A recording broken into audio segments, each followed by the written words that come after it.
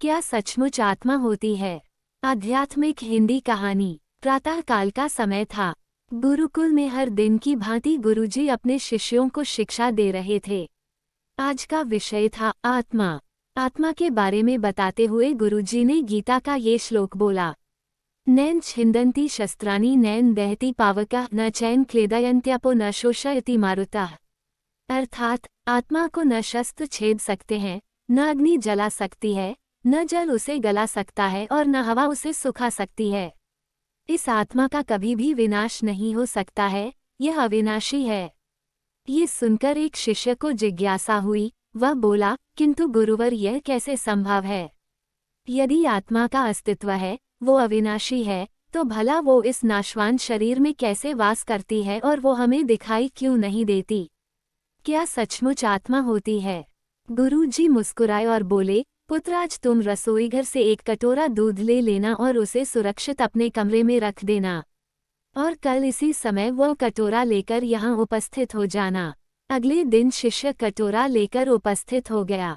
गुरुजी ने पूछा, क्या दूध आज भी पीने योग्य है? शिष्य बोला, नहीं गुरुजी, ये तो कल रात ही फट गया था। लेकिन इसका मेरे प्रश्न से क्या लेना देना? गुरुजी शिष्य की बात काटते हुए बोले, आज भी तुम रसोई में जाना और एक कटोरा दही ले लेना और कल इसी समय कटोरा लेकर यहाँ उपस्थित हो जाना। अगले दिन शिष्य सही समय पर उपस्थित हो गया। गुरुजी ने पूछा, क्या दही आज भी उपभोग हेतु ठीक है? शिष्य बोला, जी हाँ गुरुजी, ये अभी भी ठीक है। अच्छा ठीक है, कल तुम फिर इसे लेकर यहाँ आना, गुरुजी ने आदेश दिया।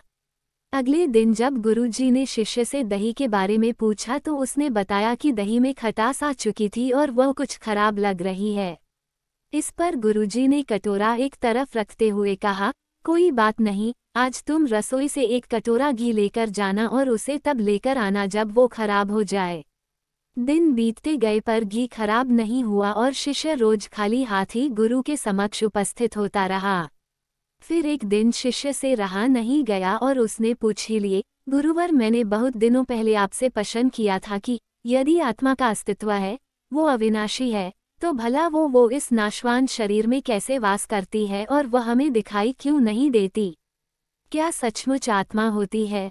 पर उसका उत्तर देने की बजाय आपने मुझे दूध, दही, घी में उलझा दिया। क्या आपके पास इसका कोई उत्तर नहीं है?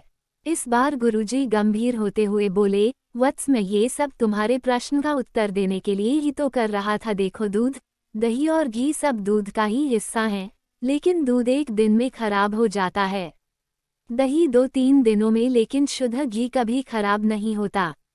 उद्धरण चिन्ह। इसी प्रकार आत्मा इस नाशवान शरीर में होते हुए भी ऐसी है कि उसे कभी नष्ट नहीं किया जा सकता। ठीक है गुरुजी, मान लिया कि आत्मा अविनाशी है, लेकिन हमें घी तो दिखाई देता है पर आत्मा नहीं दिखती। शिष्य, गुरुजी बोले, घी अपने आप ही तो नहीं दिखता ना।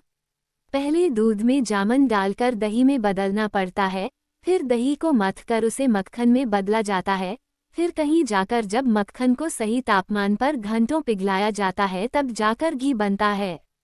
हर इंसान आत्मा का दर्शन यानी आत्म दर्शन कर सकता है, लेकिन उसके लिए पहले इस दूध रूपी शरीर को भजन रूपी जामन से पवित्र बनाना पड़ता है। उसके बाद कर्म की मथनी से इस शरीर को दीन दुखियों की सेवा में मथना होता है और फिर सालों तक साधना व तपस्या की आंच पर इसे तपाना होता है, तब जाकर आत्मदर्शन संभव हो पाता है। शिष्य गुरुजी की बात अच्छी तरह से समझ चुका था। आज उसकी जिज्ञासा शांत हो गई थी। उसने गुरु के चरण स्पर्श किए और आत्मदर्शन के मार्ग पर आगे बढ़ गया।